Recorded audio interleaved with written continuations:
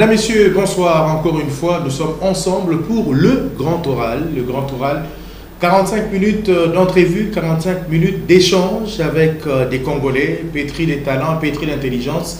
Ceux-là qui veulent émettre leur point de vue, leurs analyses, leurs idées pour le décollage de ce beau et grand pays. La République démocratique du Congo, étendue sur 2 345 410 km².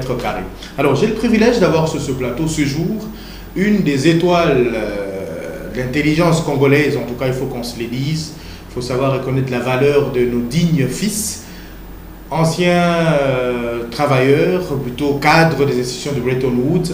On ne les présente plus, il s'agit du docteur Noël Tchani Mwadianvita. Docteur, je vous dis bonsoir. Bonsoir, merci de me recevoir à Digital Congo. Merci beaucoup d'avoir répondu à notre invitation. Je le présente très brièvement pour ceux qui ne le connaissent pas du moins. Nous qui sommes habitués à entrer généralement sur le net et à suivre l'actualité, nous avons effectivement les données de cette importante personnalité qui est en face de nous. Noël Tchani, il est natif d'Ngandajika, dans l'actuelle province de la Lomami. Son nom l'indique clairement. Il est parti en Occident il y a très longtemps. Il a plusieurs diplômes, beaucoup de qualifications.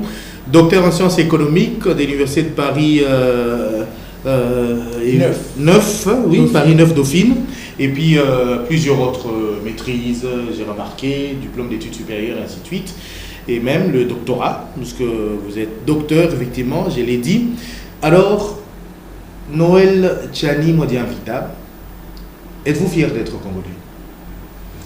Je suis en effet très fier d'être congolais et d'appartenir à ce beau pays, très riche en ressources naturelles, très riche en population. Nous avons une population très diversifiée, 452 tribus au total.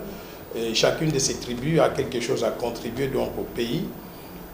Je suis très fier de faire partie d'un pays qui a été dirigé pendant un temps par Patrice Emery Lumumba, quelqu'un qui avait de fortes convictions et qui voulait que ce pays devienne un pays stable, prospère, équitable. Mais malheureusement, les choses ne sont pas passées comme ça.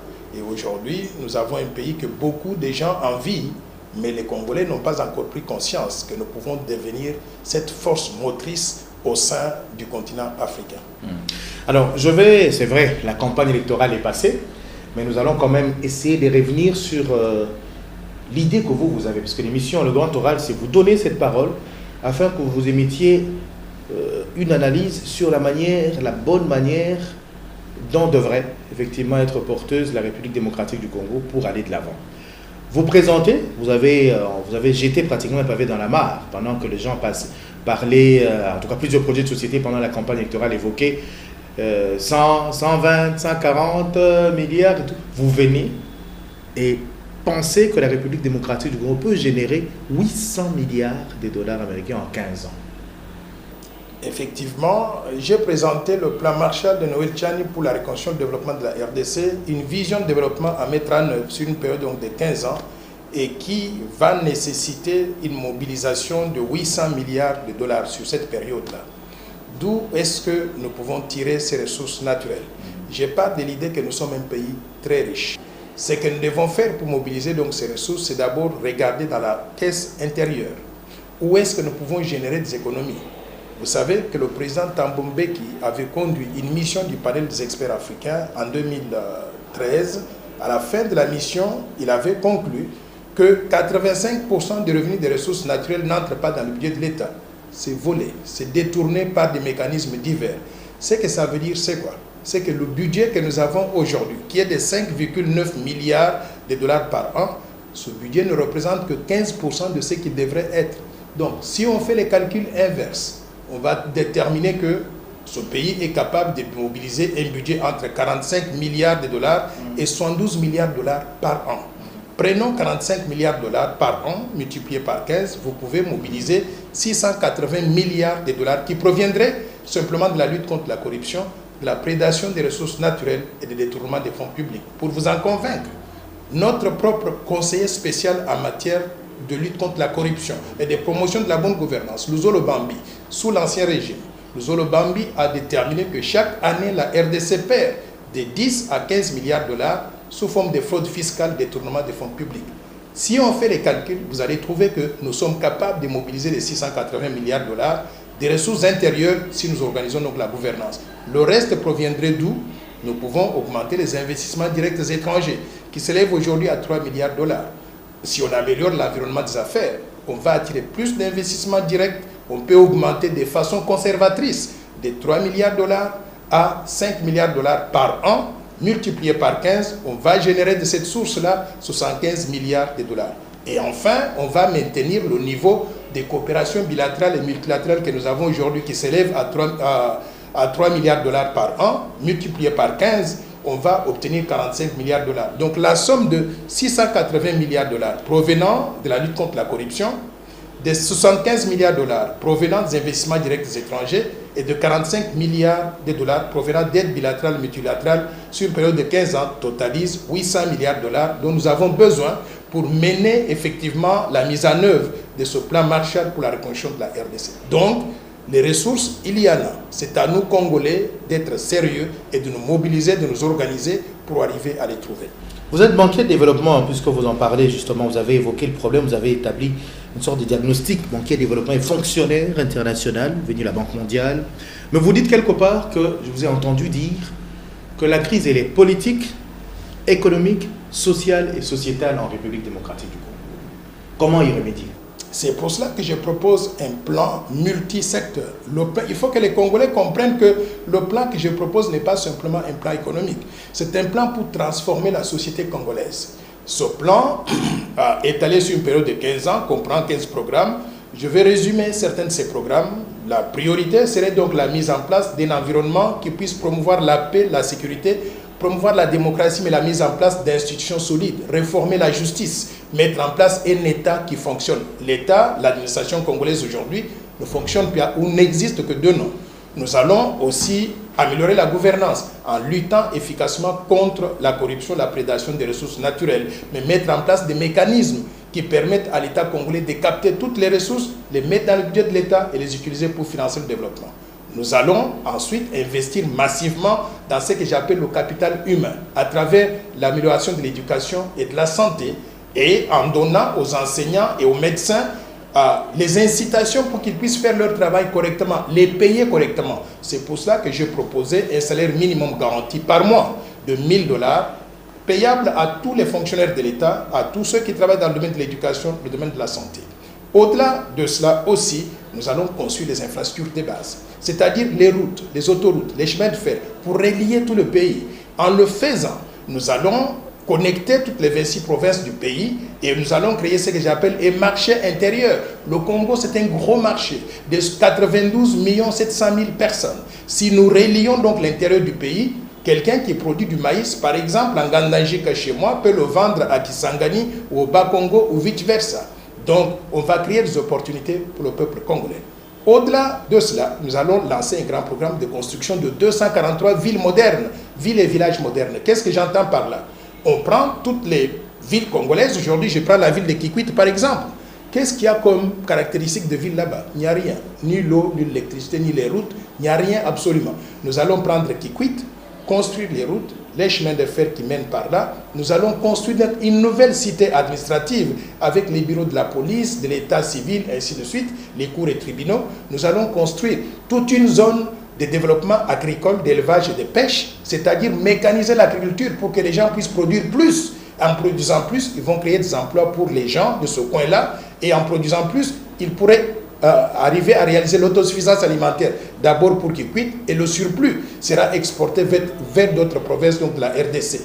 En plus de cela, nous allons maintenant développer ce que j'appelle une zone socio-culturelle, les centres commerciaux, les centres de distraction, de promotion musicale, les bibliothèques nationales, les swimming pools, comment est-ce qu'on appelle ça, les piscines, ainsi de suite, donc les salles de sport. Donc nous allons construire Kikwit pour qu'elle devienne l'exemple d'une ville européenne ou américaine. Mais une fois que nous avons réalisé ça, où il y a de l'eau, de l'électricité, tous les services donc de base, une fois que nous avons ça, nous allons multiplier cet exemple-là 243 fois dans toutes les provinces, les 26 provinces du pays. En d'autres termes, nous allons construire ce que les pères de l'indépendance ont appelé bâtir un pays plus beau qu'avant. Et moi, j'ajoute où il fait bon vivre partout.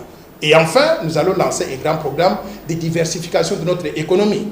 Développer les matières premières, les transformer en produits finis, semi-finis à l'intérieur du Congo. Prendre le coltan congolais pour faire des iPhones congolais, des iPads congolais ou des caméras de télévision. Et nous allons exporter ces produits vers le reste donc, du monde ou vers le reste d'Afrique. Nous allons diversifier notre économie, ce qui va conduire à ce que nous ayons une monnaie crédible. Le franc congolais ne représente rien. C'est devenu l'ombre donc de lui-même. Nous allons avoir une base productive qui va soutenir une valeur de la monnaie nationale stable. Et cette monnaie nationale sera comparable à l'euro et le dollar, ce qui va nous amener à mettre fin à la dollarisation pour que nous puissions avoir une monnaie conformément à notre constitution où l'article 170 de la constitution donc dit que le franc congolais doit être la seule monnaie utilisable sur l'étendue du territoire national. Et enfin, on va lancer un grand programme de changement de mentalité. Changement de mentalité, c'est une priorité. Nous ne pouvons pas nous développer avec les mentalités négatives que nous avons aujourd'hui. Les mentalités du genre « chance et le copamba ». Vous n'allez pas à l'école, vous allez juste devenir tout ce que vous voulez dans votre vie. On doit changer cela. Les enfants asiatiques, ils étudient jusqu'à terminer au moins l'école universitaire, au moins l'université, pour devenir quelqu'un afin d'entrer donc dans la vie active. Nous allons promouvoir donc ces genres de mentalité au Congo. Donc bref, voici l'essentiel du plan Marshall que je propose pour le développement de la RDC. Alors, ça prouve à suffisance que c'est votre plan Marshall, parce que vous êtes en train de le débobiner, ça montre à outrance que c'est vous qui l'avez conçu, et vous en connaissez les différents axes, ainsi de suite. Mais je prends une phrase, peut-être vous allez vous retrouver quand je vais évoquer la phrase. Vous avez dirigé l'équipe de la Banque mondiale qui a aidé le gouvernement à mettre en place un programme exemplaire d'annulation de la dette. La phrase, elle était émise par le président Diouf, ancien président sénégalais. Vous y étiez quand vous y avez mené une mission de la Banque mondiale, ainsi de suite. Et puis les créanciers bancaires et commerciaux étaient satisfaits. Vous avez mené plusieurs missions dans plusieurs pays et cela a réussi. Mais vous le savez peut-être mieux que moi, docteur, vous représentez, dans une certaine opinion, vous semblez représenter les institutions de Bretton Woods. Alors, ces institutions-là constituent une sorte d'asphyxie. Il y a même des politiciens qui ont été appelés hommes de la rigueur, ainsi de suite, parce que, appliquant les instructions telles qu'elles viennent de Washington. Est-ce que vous n'allez pas répéter la même chose, docteur Noël Tchani, si vous en avez la possibilité? En quoi votre plan Marshall, ou en quoi l'exécution des réformes, ainsi de suite, les vôtres provenant de vous, ces exécutions, en quoi sont-elles différentes de celles que nous subissons tous les jours? Il faut que les gens comprennent que le plan Marshall de Noël Tchani pour la reconstruction et le développement de la RDC n'est pas un plan conçu par les institutions de Bretton Woods. C'est un plan conçu par un enfant congolais qui est révolté. Je voudrais changer les choses. Il n'y a personne qui viendra concevoir un plan similaire à celui que je propose. Même les institutions de Bretton Woods ne peuvent pas concevoir ce plan parce qu'il y a une dose de nationalisme qu'eux ne peuvent pas avoir, nationalisme que seul moi et d'autres Congolais qui ont travaillé avec moi pouvons avoir. Alors maintenant, pourquoi ce plan réussirait? D'abord parce que nous le maîtrisons parfaitement. Dans le passé, on parle d'hommes de la rigueur. Vous faites allusion donc à M. Kengo, ou même à M. Matata. Dans le passé, beaucoup de programmes ont été conçus par ces institutions, venus imposer littéralement sur le peuple congolais, et les gens n'ont pas compris pourquoi on fait certaines choses. Et c'était des suiveurs. Dans ce cas ici, c'est un plan conçu par nous. Nous savons ce que nous voulons réaliser. Nous voulons réaliser quoi? On veut vous délivrer un pays émergent à l'espace de 15 ans. On veut réaliser un pays où il n'y a plus donc de chômeurs. On aura créé des emplois pour tout le monde. On veut réaliser l'amélioration du pouvoir d'achat. Je propose par exemple ce salaire minimum garanti de $1000 par mois. Je vais vous dire une chose. Ces institutions viendront vous dire ce n'est pas possible, il ne faut pas le faire. Moi, Congolais, je pense qu'il faut le faire et nous pouvons donc y arriver. Je vous invite donc à, pour une fois, vous approprier donc d'un plan conçu par les Congolais qui veulent le bien du Congo. Oubliez ces institutions. Elles ne viendront pas nous aider comme moi je peux le faire. Elles peuvent nous aider si nous sommes dans le siège des conducteurs. C'est pour cela que j'ai peur de la répétition des erreurs que nous avons connues dans le passé. J'ai peur que nous soyons en train de répéter la même chose. Aujourd'hui, le président Félix Tshisekedi, avant de former son gouvernement, est allé à Washington pour visiter ces institutions-là. Je pense que c'est une erreur. Il faut d'abord qu'au niveau du Congo, qu'on ait une équipe qui conçoit un programme, une vision, un programme, une vision dont nous nous approprions. Et si nous connaissons ce programme-là très bien par cœur, nous pouvons appeler ces institutions à venir nous aider pour la mise en œuvre. Mais faire l'inverse nous conduira au même résultat négatif que nous avons récolté jusqu'à présent. Alors, merci beaucoup pour la précision que vous venez de nous donner quant à votre position comme étant émetteur d'une idée tenant en compte les réalités congolaises, l'atmosphère congolaise, ce qui nous permet de croire justement à l'exécution de ces plans Marshall. Le docteur Noël Tchani se serait contenté, c'est ça la question que la plupart des personnes se posent. Vous avez une aura particulière, vous avez travaillé dans l'institution Bretton Woods. Pourquoi vous revenez encore dans une élection présidentielle, vous y dépensez de l'argent, vous ne menez pas une campagne accrue, mais vous ne rentrez pas. Nous étions habitués à voir les genres de lumières comme le vôtre venir, tenter de passer aux élections et quand ça ne réussit pas, ils rentrent. Mais vous êtes encore là, à Kinshasa, 2 ou 3 mois après les élections. Mais qu'est-ce qui se passe dans votre tête? Mais très bien, c'est parce que dans le passé, il y a eu certains d'entre nous qui étaient venus de la diaspora, qui se sont présentés à l'élection présidentielle, qui n'ont pas réussi, et devinez quoi, ils ont plié bagage, ils sont partis. Je voudrais faire allusion donc à Oscar Kachala. Et quand je suis venu, le péché d'Oscar Kachala, on me l'a collé à la peau, en disant, vous de la diaspora, vous venez, quand vous ne devenez pas président de la République, vous retournez, vous nous abandonnez. Je vais faire le contraire. Je ne pars nulle part. Et je vais rester avec le peuple congolais. Vous savez pourquoi? Parce que mon action, je la situe dans la durée. On ne peut pas simplement venir gagner une élection présidentielle en un coup. Si on ne réussit pas, donc du coup, on se prépare pour la prochaine ou la suivante, ainsi de suite. Jusqu'à ce que Noël Tchani, Mwadi Mvita, devienne président de la République démocratique du Congo. Donc habituez-vous à cette personne, parce que nous allons être ensemble. Je suis fils de ce pays, je suis dans mon pays et je vais promouvoir ce plan Marshall. Bientôt, on va commencer à faire le tour des universités à Kinshasa, mais également dans toutes les provinces. À la fin de la journée, je suis convaincu que tôt ou tard, le peuple congolais va commencer à choisir ses dirigeants en fonction de la vision. Et je pense que cette vision, elle est la meilleure. Tchani Mwadi Mvita Noël, vous avez côtoyé beaucoup de vos collègues qui, du reste, étaient banquiers, financiers, et puis après sont devenus chefs d'État. Vous êtes vierge politiquement. Je ne vous ai jamais vu avant dans un parti politique quelconque. Vous parlez de Lumumba, mais jamais je vous ai vu dans, je ne sais pas, MNC ou par après un parti politique qui ça va rentrer à la philosophie de Lumumba. Mais ces personnes-là, vos amis qui sont devenus chefs d'État, ont du moins un flair politique. Ils ont trempé dans un parti politique quelconque avant de devenir chef de l'État. Mais vous êtes vierge. Est-ce que cela n'a pas une possibilité des nuisances sur votre personne, bien sûr, votre avenir? Oui, je suis d'abord vierge politiquement pour n'avoir jamais occupé de fonctions en République démocratique du Congo. Mais au-delà de cela, je n'ai jamais été corrompu ni mêlé à la mauvaise gouvernance de mon pays. Et je pense que notre pays a besoin de gens qui sont propres, qui sont intègres, qui n'ont jamais été mêlés à la mauvaise gouvernance du pays. C'est pour ça que quand le peuple congolais me découvre chaque jour, je suis inondé de messages, de coups de fil, des gens qui disent « Nous avons besoin de gens comme vous pour diriger notre pays ». Vous faites allusion certainement à Alassane Ouattara, Boni Yahi ou d'autres qui ont été Nzezou et consorts. Je pense que je suis l'équivalent donc de ces personnes à la République démocratique du Congo. Nous avons créé ici un regroupement politique qu'on appelle la Force du Changement, qui n'est pas un parti politique, parce que je suis dégoûté des politiciens congolais. Je trouve que tous, ils ont amené notre pays dans la situation où nous sommes aujourd'hui. Donc je ne voudrais pas être comme eux. Je voudrais changer, contribuer à changer la gouvernance. Pour changer la gouvernance, on ne doit pas être comme des gens que vous ne voulez pas, comment est-ce qu'on dit, vous ne voulez pas imiter. Donc, en étant technocrate, en étant propre, en étant en dehors du système politique, je pense que nous pouvons promouvoir une vision de développement qui a été conçue avec l'expertise, la meilleure expertise du monde, et cette vision de développement qui répond réellement aux défis de développement donc, de notre pays. Et le fait de rester donc dans le pays, de faire le tour, de rencontrer les étudiants, des professeurs, des policiers, des militaires, ça me permet de m'imprégner donc de réalité congolaise et de me préparer pour l'avenir.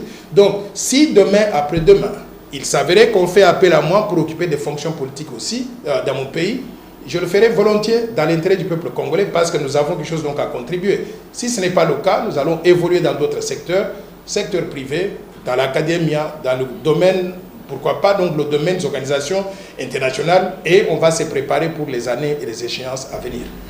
Noël Tchani, je répète, il y a une possibilité de d'énoncer, d'affirmer, peut-être les gens ne savent pas trop, vous êtes l'un des géniteurs du franc congolais. Effectivement. Vous avez beaucoup travaillé, vous avez fait appel à votre expertise pour évoquer le sujet ou voir la mise en place de cette monnaie. Mais votre enfant, apparemment, il a du mal. Vous-même, vous l'avez dit, il a du mal à marcher, il a du mal. À un moment donné, on le sentait au début et puis ça n'a pas marché. Quelles sont les raisons qui militent pour que cet enfant-là, que vous avez mis au monde, vous avez travaillé avec beaucoup de personnes pour cela, mais pourquoi ça ne marche pas? Qu'est-ce qui ne va pas? Même vis-à-vis du franc CFA, ainsi de suite, nous sommes pratiquement en dernière position. Exactement. Je suis l'un des concepteurs du franc congolais et nous avons conçu en 1997 et moi je l'avais fait à la demande donc, du président Mzee Laurent Désiré Kabila qui avait demandé à la Banque mondiale qu'on puisse me dépêcher ici. J'avais co-présidé la commission de réforme de la monnaie. Je lui avais conseillé un certain nombre de choses. D'abord, le fait de ne pas mettre son effigie ou la photo du président sur les billets des banques. C'est ma contribution personnelle parce que je l'avais confronté, je lui avais expliqué pourquoi il fallait que la monnaie n'aille pas son effigie ou bien l'effigie du président donc en poste sur les billets qui circulent. Deuxième chose, je l'avais convaincu aussi à donner l'indépendance à la Banque centrale, notamment en sortant du conseil d'administration de la banque, tous les membres du gouvernement. À l'époque, il y avait un conseil de 12 membres, il y avait 7 ministres, les Mawampanga, les Badimani Mulumba, les Thomas Kanza, les Pierre-Victor Mboyo. On les avait tous sortis sur ma recommandation pour qu'on ait un conseil d'administration restructuré qui comprendrait ce plan technicien. Malheureusement, nous ne sommes pas allés très loin en tant que pays dans la mise en œuvre des recommandations que j'avais faites. Nous avons fait même le contraire.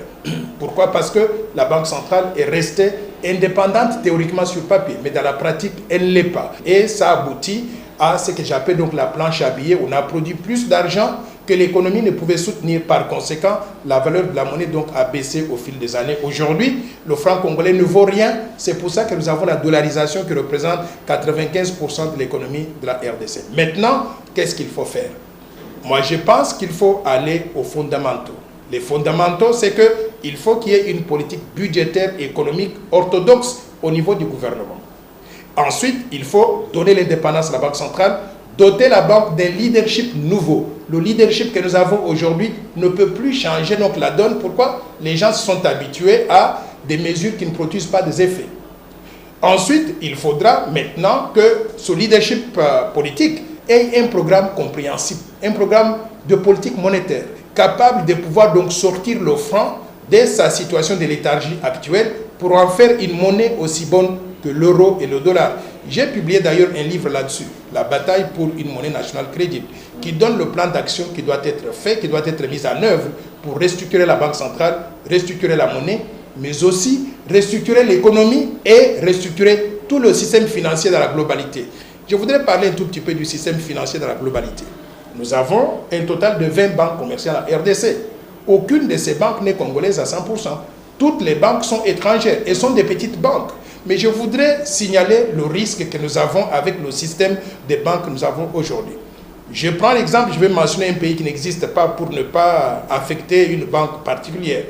Si nous avons une banque indonésienne en République démocratique du Congo, qui prend les dépôts des Congolais et qui doit décider maintenant de faire du crédit à une personne pour acheter une entreprise donc, dans ce pays. Et il y a deux personnes qui se présentent, un Congolais et un Indonésien.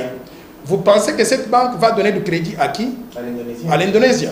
Donc nous avons un système bancaire qui permet d'utiliser les dépôts des Congolais pour permettre aux étrangers d'acheter les biens et les actifs congolais, les richesses congolaises. Je pense que ce système-là n'est pas bon pour le développement de notre pays. Nous devons le changer. Et pour le changer, on a besoin d'une banque centrale qui conduit véritablement sa politique monétaire, mais aussi qui joue le rôle de catalyseur pour le développement du secteur financier en prenant des actions pour pouvoir créer des institutions ou soutenir la création des institutions capables de répondre donc aux besoins de l'économie, notamment des institutions telles que assurance dépôt bancaire, le développement des marchés des capitaux, et ainsi de suite. Quand on vous voit, on vous lit directement, c'est vrai, la faute n'est pas à vous, cela est dû à votre expérience, vous avez travaillé dans les banques, ainsi de suite. Mais qu'est-ce que Noël Tchani pense par rapport à la résolution de la situation sécuritaire qui prévaut dans la partie est du pays? Parce que ces gens-là vous suivent, ils ont comme l'impression que vous ne parlez que bonne gouvernance, économie, finance, et ainsi de suite. Mais par rapport à leur situation qui empêche l'exécution d'un certain nombre de choses, qu'est-ce que vous pouvez dire à cette population-là? Je dirais que La situation sécuritaire, ça fait partie du programme numéro 1 du plan Marshall. Promouvoir la paix, la sécurité, mettre en place l'état de droit, mais aussi mettre en place une justice fonctionnelle. La situation que nous avons aussi résulte donc de beaucoup de conflits d'intérêts. Ce que nous devons faire, c'est quoi? C'est restructurer donc l'armée, la police, les services de sécurité pour les rendre républicains, à même de défendre non seulement les frontières congolaises, mais à même aussi de sécuriser les citoyens congolais. Avoir zéro tolérance pour la violation des droits humains et surtout que l'armée et la police ne fassent pas ce qu'ils ne sont pas supposés faire. Qu'est-ce qu'ils font aujourd'hui et qu'ils ne sont pas supposés faire? Ils font aujourd'hui le commerce illégal des minéraux. En faisant le commerce illégal des minéraux, ils abandonnent le travail de protection donc, des citoyens. Et d'ailleurs, ils vont même à l'encontre des intérêts des citoyens parce qu'on confisque donc les matières premières qui se trouveraient donc dans les mains de ces citoyens pour aller les marchander donc à l'extérieur. Donc, réformer l'armée, la police, les services de sécurité, nous devons commencer par faire l'inventaire de qui est dans l'armée, dans la police, les services de sécurité pour déterminer qu'est-ce qu'ils ont comme expérience, qu'est-ce qu'ils ont comme background. Ceux qui ont commis des crimes, on doit les mettre de côté, les sortir donc de ces services-là parce qu'ils ne sont pas supposés être de cette façon-là. Alors, maintenant, une fois qu'on a fait l'inventaire, on va déterminer de combien de personnes nous avons réellement besoin pour notre police et pour notre armée. S'il est déterminé, par exemple, pour la police, que nous avons aujourd'hui 135 000 hommes et femmes en uniforme, et qu'il est déterminé que nous avons besoin donc de 600 000 personnes pour maintenir donc la paix et la sécurité sur l'ensemble du territoire, on va recruter de nouvelles personnes. Parmi les étudiants qui sont des universités, qui sont bien formés, et on va d'abord envoyer dans des centres de formation. Une fois qu'ils sont entraînés, on va les déployer sur l'étendue du territoire national. Mais je voudrais aussi faire allusion au système d'incitation. Les policiers, les militaires, les agents de services de sécurité ne vivent pas dans de bonnes conditions. Ils sont littéralement chosifiés. J'ai fait le tour des camps militaires à Kinshasa, le camp Kokolo et tous les camps militaires à Kinshasa. Nos compatriotes donc dans ces services-là vivent dans les conditions les plus horribles de l'humanité. Nous devons leur donner un salaire décent, leur permettant de faire leur travail correctement, de supporter leur famille correctement et de ne pas être tentés d'aller rançonner la population pour trouver de quoi vivre. C'est pour ça que le système de salaire minimum garanti de 1 000 $ par mois que je propose pour tous les fonctionnaires de l'État doit s'appliquer aussi aux agents de services de sécurité de l'armée et de la police. En faisant cette combinaison donc de choses, je pense que nous pouvons rétablir la paix et la sécurité à l'est de la République, mais également sur l'ensemble du territoire national. Et le système politique en République démocratique du Congo, ce que d'autres appellent tenir compte des régions, tenir compte des tribus, des groupements sociaux, ainsi de suite. Par exemple, vous, Noël Tchani, si vous êtes chef de l'État, quelque chose évolue, il serait vraiment difficile d'avoir un Hubert Tchibouka, un Premier ministre, parce que vous viendrez pratiquement d'une même région, ainsi de suite. Quelle est l'analyse que vous avez vis-à-vis de cette situation, qui est une réalité exacte? Moi, je pense que la diversité ethnique est une richesse de la République démocratique du Congo que nous devons promouvoir et soutenir. Mais nous devons l'utiliser avec intelligence pour qu'elle ne soit pas un frein au développement du pays. Par exemple, quand on a besoin de quelqu'un de qualifié dans un domaine bien spécifique, il faut choisir la meilleure personne possible qui puisse délivrer les services que nous attendons, qui puisse délivrer au pays ce que nous voulons, le développement donc, du pays. Nous devons promouvoir donc, ce que j'appelle donc, la méritocratie, la diversité régionale bien sûr, mais la méritocratie pour ne pas pénaliser le pays en disant ce poste-là, on le réserve simplement aux ressortissants de ce pays. J'ai vu dans les journaux tout récemment, on parle de la désignation du Premier ministre. Je suis sidéré de voir qu'on dit que le Premier ministre doit venir nécessairement du Grand Katanga. Du Grand Katanga, nous avons 92 700 000 personnes. En ayant cette façon donc de réfléchir, ce que ça veut dire, c'est qu'on fait la discrimination contre d'autres citoyens qui ne sont pas originaires donc du Grand Katanga. Je voudrais que pour cette fois-là, qu'on puisse fermer les yeux sur la diversité provinciale, mais qu'on cherche à recruter la meilleure personne possible, qui soit un rassembleur, qui a une vision de développement et qui est intègre, qui est à mesure de travailler avec des citoyens qui viennent donc de toutes les tendances politiques. Si on le fait, qu'on prenne quelqu'un du Bas-Congo, du Bandundu ou du Kasaï, c'est pour le bien de la République. C'est ça que je pense. Et ensuite, nous devrons maintenant penser à pouvoir restructurer certaines institutions. J'étais sidéré donc d'entendre des allégations de corruption au niveau du Sénat. Oui. Nous n'avons pas besoin de ça. Nous sommes déjà connus à travers le monde par Transparency International et d'autres organisations citoyennes comme étant l'un des pays les plus corrompus du monde. Nous n'avons pas besoin donc d'avoir un Sénat qui est accusé d'avoir des sénateurs qui sont des corrompus ou des corrupteurs.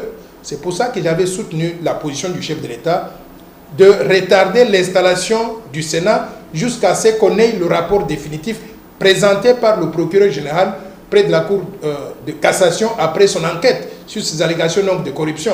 Mais parce qu'on a fait donc les choses différemment, il faudrait qu'on trouve donc des moyens de montrer que nous sommes sérieux dans la lutte contre la corruption, notamment en identifiant des cas de corruption notoires que Luzolo Bambi a identifiés depuis un certain temps et en amenant ces gens en justice, à les juger de façon publique et en les condamnant, en les mettant en prison pour que tout le monde comprenne qu'on n'est plus dans une période où la corruption est tolérée ou est acceptée.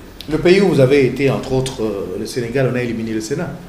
Le Sénat n'existe presque plus. Je propose la même chose. Je propose la même chose. Oui, je propose la même chose, qu'on élimine le Sénat congolais pour des raisons suivantes. Déjà, à cause des allégations de corruption, ça montre que le système de choix des sénateurs n'est pas bon. Les sénateurs sont choisis d'après ce qu'on appelle le mode de scrutin indirect. Il suffit qu'un candidat sénateur identifie 3 ou 4 députés provinciaux, les soudoie en leur donnant de l'argent pour qu'on fasse de lui un sénateur. Une fois que quelqu'un devient sénateur dans ces conditions-là, vous pensez qu'il est au service du peuple congolais? Non, il est au service des 4 personnes qui l'ont envoyé au Sénat pour faire leur volonté. C'est le premier handicap que nous avons. Deuxième chose, je pense qu'avoir un Sénat de 100 ou 108 personnes, multiplié 108 par les salaires de chacun, les voitures, tous les avantages dont on accorde, je crois que c'est budgétivore. Et surtout quand on voit la valeur ajoutée du Sénat. À quoi sert notre Sénat aujourd'hui? Quand on a un projet de loi, il est conçu au niveau de l'Assemblée nationale. S'il est adopté au niveau de l'Assemblée nationale, on l'envoie en deuxième lecture au niveau du Sénat. Si le Sénat est d'accord, le projet de loi est adopté, on l'envoie au chef de l'État pour promulgation. Mais si le Sénat n'est pas d'accord, ils sont en désaccord, après des discussions, ils n'arrivent pas à se mettre d'accord, c'est la version de l'Assemblée nationale qui va être adoptée. En d'autres termes, le Sénat congolais n'ajoute pas beaucoup de valeur au système. Considérons la possibilité de réformer le système politique, le système institutionnel pour dissoudre le Sénat et garder l'Assemblée nationale comme étant le seul Parlement que nous avons. Alors, docteur, vous allez rester, vous avez dit, vous allez rester ici en République démocratique du Congo. Vous allez vivre avec la population. Pour quel gain? Quelle sera la valeur ajoutée dans ce que vous connaissez déjà du pays, ou bien par rapport à ce que vous avez comme acquis? Quel sera l'avantage de continuer maintenant à vivre dans la marmite, dans la vraie réalité, la réalité en République démocratique du Congo avec une population? Pour plusieurs raisons. D'abord, quelqu'un qui est chez lui peut décider de rester chez lui comme il veut. Je peux rester à Kinshasa, je peux aller m'installer en Gandajika, je peux... Vous en avez pleinement le droit? Alors, j'ai pleinement le droit. Deuxième chose, c'est que l'avantage, c'est que le plan Marshall que je construis, je voudrais continuer à sensibiliser la population, à le vulgariser. Parce que je suis convaincu que c'est ce plan qui va nous sortir des problèmes, tôt ou tard. Et les Congolais vont réaliser cela. Parce qu'après le fanatisme politique de la campagne électorale, les gens reviennent aux réalités du pays quand ils vont voir que l'amélioration des conditions de vie ne vient pas aussi automatiquement comme on l'avait envisagé. Ça ne vient pas par baguette magique, ça vient avec le travail. Et je pense que le travail qu'on peut faire pour développer un pays comme la RDC viendrait à travers la mise en œuvre de ce plan Marshall. Donc, il est important que la population congolaise puisse s'en approprier à travers des programmes de vulgarisation, de sensibilisation que nous allons organiser, non pas simplement au niveau de Kinshasa, mais également à travers toutes les provinces du pays. Mais au-delà de cela aussi, je considère que l'action politique, pour arriver à diriger un grand pays comme la RDC, doit s'inscrire dans la durée. On ne vient pas simplement dans une élection et espérer gagner à la fin de l'élection. Je pense que nous allons pouvoir aller pendant plusieurs années, vulgariser le plan, être au contact avec la population, nous imprégner des réalités locales. Vous savez que j'ai été absent du pays pendant 38 ans, pratiquement 40 ans. Donc je suis encore en train de faire ce qu'on appelle la tropicalisation dans les mentalités congolaises, la façon de voir les choses au Congo. J'espère juste que la tropicalisation ne va pas jusqu'à m'amener dans les antivaleurs que je souhaiterais combattre pour le moment. Nous sommes en train, avec des copains, de considérer comment nous pouvons sensibiliser donc la population à ce plan Marshall à grande échelle. Et je pense que les années qui viennent vont pouvoir nous donner raison parce que nous sommes déterminés à contribuer à changer la RDC en participant activement à son développement. Bon, là, je vous enlève vos galons de docteur, expert en domaine des finances, économie, banque, ainsi de suite. Si vous devez parler en tant que Congolais, qu'attendez-vous du prochain gouvernement? Quel type d'animateur vous voulez voir à la tête des ministères? Parce que vous dites qu'il faut un leadership compétent, éduqué, expérimenté, propre et intègre. Alors, vis-à-vis des animateurs de prochaines structures ministérielles d'ici là, qu'est-ce que vous attendez d'eux? J'attends de ce gouvernement la capacité de changer les choses. Je pense que nous avons une opportunité historique de faire l'histoire. Et nous avons quelqu'un de neuf. Cette personne qui s'appelle Félix Antoine Tshisekedi, s'il arrive à comprendre qu'il faut mettre en place une équipe, une véritable équipe qui ressemble au Léopard de 1974, qui était parti à l'Égypte pour ramener la Coupe d'Afrique. S'il arrive à mettre en place un Premier ministre d'abord propre, intègre, c'est-à-dire un rassembleur, quelqu'un d'éduqué, quelqu'un qui a des connexions internationales, quelqu'un qui sait pouvoir concevoir une vision et la mettre en œuvre. S'il arrive à mettre en place ce Premier ministre et lui donner comme mandat de faire aussi un gouvernement composé de technocrates, des gens qui soient là pour l'intérêt du pays, pas pour l'intérêt personnel. S'il arrive à mettre en place donc cette équipe-là et leur donner comme mission développer la RDC au profit de tout le peuple congolais, améliorer les conditions de vie de tout le peuple congolais, je pense que chacun dans son secteur pourra délivrer et on pourra avancer notre pays à une étape supérieure de développement pour qu'en 5 ans, notre démocratie puisse encore être améliorée par rapport à ce que nous avons connu aujourd'hui. J'étais très content de voir le président Macky Sall, que je connais personnellement, qui est un ami. Macky Sall à faire le discours. J'invite le peuple congolais à suivre ce discours-là. C'est ça un pays qui fait des progrès. C'est ça un pays qui a une vision. Moi, j'ai contribué au développement du Sénégal, à ma façon, dans mon domaine. Parce que j'ai travaillé avec le président Diouf, j'ai travaillé avec le président Abdoulaye Wade, j'ai travaillé avec le président Macky Sall à quelques niveaux près. Et j'ai aidé ce pays, par exemple, à éliminer tout l'endettement commercial extérieur du pays et à préparer la notation du Sénégal par les agences de notation telles que S&P, Moody's, Standard & Poor's et Moody's. Une fois qu'on a obtenu donc ces notations internationales des agences de notation, c'est que le Sénégal émet tout le temps des emprunts obligataires sur les marchés financiers pour récolter des fonds qu'on utilise pour construire les infrastructures, améliorer donc l'eau, l'accès à l'eau, à l'électricité, construire des autoroutes, des routes. La salle de conférence qui a été utilisée hier pour l'inauguration du président Macky Sall ne se trouve pas dans la capitale, pas à Dakar. Ça se trouve dans une province. Nous n'avons sur l'étendue du territoire national congolais aucune salle de conférence comme ça ou des hôtels de cette dimension à l'intérieur donc de notre pays. Nous pouvons faire mieux que ça. Macky Sall a donné l'idée de pouvoir développer le Sénégal donc à l'horizon 2030. C'est l'équivalent du plan Marshall que je vous propose. Il faut une vision à long terme. Pas faire simplement des petites actions disparates qui n'aboutissent donc à rien ou qui peuvent sembler résoudre des problèmes dans le court terme. Mais dans le long terme, on reste avec des problèmes structurels. Je propose le plan Marshall pour 15 ans parce que je pense que si on le met en œuvre, en 15 ans, on sera un pays émergent.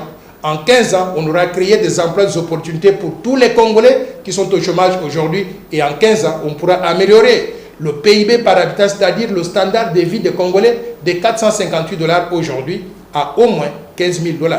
Et à ce moment-là, je pourrais prendre la retraite, supprimer le Sénat et garder l'Assemblée nationale comme étant le seul Parlement que nous pourrons donc avoir. Introduire donc dans notre loi électorale ou bien la Constitution le scrutin direct comme étant le seul moyen de pouvoir voter les parlementaires, le président de la République, mais également les gouverneurs de province, parce que le choix des gouverneurs de province à travers le système de scrutin indirect comme celui donc des sénateurs va être buté au même problème donc de corruption. Nous devons changer tout cela et surtout, je voudrais aussi qu'on donne à la diaspora congolaise la possibilité de pouvoir choisir ou participer au choix des dirigeants du pays, parce que la diaspora, c'est une composante importante de notre population. Sur une population de 92 700 000 personnes, nous avons 9 millions de Congolais qui vivent dans la diaspora. Donc les exclure, ce n'est pas une bonne chose. Et enfin, je voudrais que nous puissions envisager des mécanismes pour donner plus de pouvoir et plus d'opportunités aux femmes congolaises. Les femmes congolaises représentent 53% de la population congolaise. Ne pas les avoir suffisamment dans les institutions, c'est une sorte de discrimination. Et en quelque sorte, on n'arrive pas à saisir l'opportunité de ce qu'elles peuvent contribuer donc,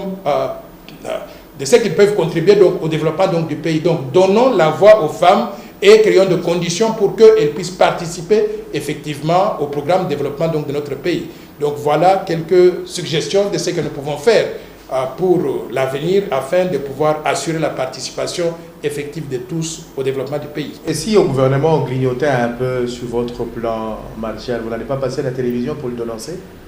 Si on se servait un peu du modèle tel que vous l'avez dicté, vu que le plan Marshall il a été mis en ligne. Je vous informe que j'ai pris les 4 volumes du plan Marshall, je les ai remis à mes propres au président Félix Antoine Tshisekedi et je lui ai dit, si vous pouvez l'utiliser au profit du peuple congolais, allez-y. Très bien, ça c'est une bonne annotation. Alors je voudrais, avant que nous n'arrivions au terme de cette émission, docteur, que pensez-vous par rapport à l'homme congolais? L'homme congolais, du changement. Le changement de mentalité doit être la priorité des priorités pour réussir à transformer la société congolaise et réussir la mise en œuvre de tout projet de développement. Notre homme congolais est affecté aujourd'hui par ce que j'appelle donc un système d'antivaleurs, plusieurs antivaleurs. La mentalité de corruption, elle est dans la tête du Congolais.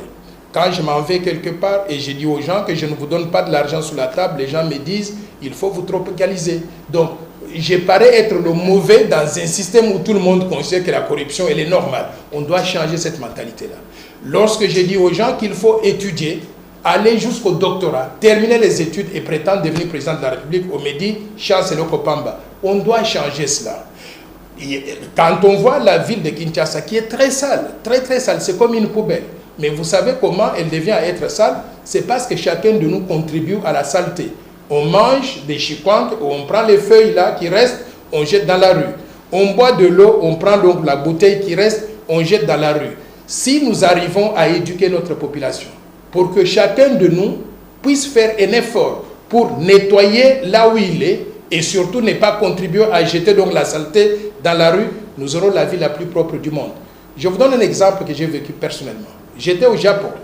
Et j'étais accompagné par un de nos compatriotes, Jean-Claude Maswana, que je salue d'ailleurs, qui est professeur à l'université là-bas. Et quand j'étais avec lui, je lui ai demandé, mais qu'est-ce qui fait que de Tokyo à Kobe, à Osaka, à Hiroshima, à Nagasaki, je trouve que la ville est très propre partout. Il m'a dit, je vais vous faire la démonstration pour que vous compreniez comment cette ville arrive à être comme ça. Il a pris un papier Kleenex qui était dans sa poche. Il m'a dit, regarde seulement ce qui va arriver. Il prend le papier, il jette par terre.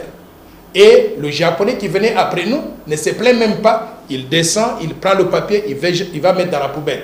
Jean-Claude Maswana me dit, il prend encore le papier à droite, il jette par terre. La Japonaise qui nous suivait, elle prend le papier, va jeter dans la poubelle. La propriété d'une ville, ce n'est pas une affaire de M. Kimbuta. Ce n'est pas une affaire d'une compagnie de nettoyage ou d'entretien de la ville. Garbage Company, comment on dit ça? Garbage Collection, je ne sais pas comment vous dites. Ce n'est pas une affaire d'une compagnie qui ramasse d'assainissement. C'est une affaire de tout le monde. Si tous nous faisons cet exercice-là comme les Japonais, nous serons le pays le plus propre du monde. Donc, nous avons besoin de mettre en place une structure de promotion des bonnes valeurs et des combats contre les antivaleurs. J'étais content quand j'ai fait la promotion donc, du plan Marshall. Je m'en vais prêcher même dans les écoles des enfants. J'étais la semaine dernière à l'école du révérend Kim. Oui. Le révérend Kim, c'est un Coréen. J'ai visité son école et j'ai parlé avec les enfants du primaire et du secondaire. Et après, je suis allé à l'université. Mais les enfants du primaire m'ont impressionné. Je leur ai demandé, est-ce que vous connaissez la valeur donc, des études? Ils me regardaient, ils ne semblaient pas pouvoir répondre à la question.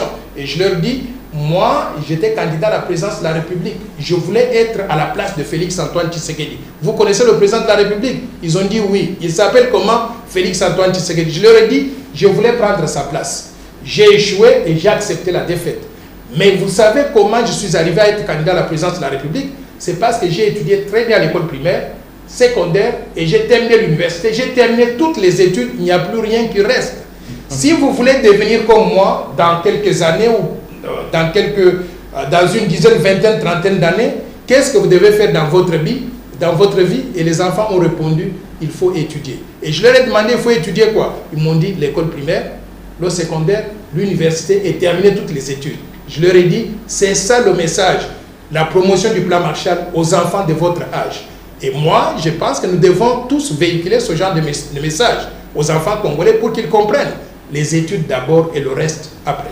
Merci beaucoup, docteur Tchiani Modian-Vita Noël.